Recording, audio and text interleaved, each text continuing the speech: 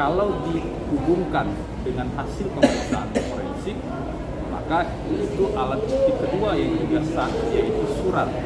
Sehingga Pak Ferdy Sambo tidak berada dalam keadaan tenang, itu dibuktikan satu oleh keterangan ahli psikolog forensik, kemudian dua alat bukti surat, dan yang ketiga beberapa saksi yang melihat,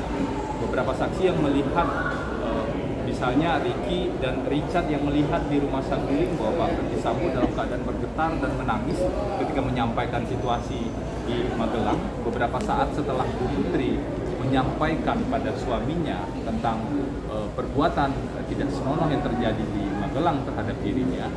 Kemudian ada saksi-saksi lain di rumah Duren 3 yang juga mengkonfirmasi bahwa Pak Ferdy Sambo dalam keadaan yang sangat emosional pada saat itu. Jadi sudah ada 3 bukti. Nanti kita simak di keterangan terdakwa bagaimana penjelasan tentang situasi pada saat itu.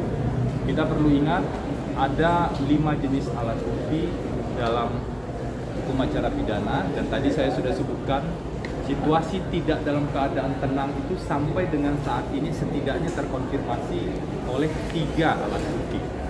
Itu terkait dengan pembunuhan berencana.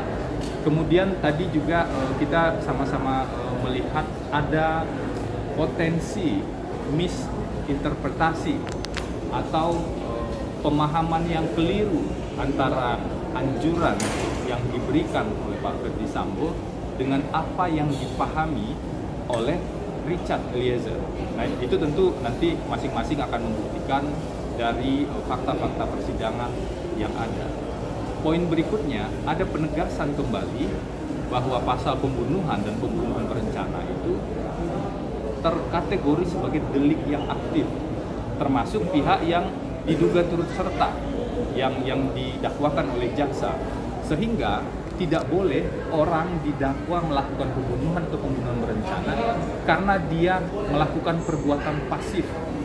Jadi tidak melakukan apa-apa, tidak mencegah atau tidak melarang, itu kemudian didakwa pembunuhan berencana. Itu keliru sekali kalau kita bicara soal penerapan pasal 340 dan 338 dilihat dari delik aktif atau pasif.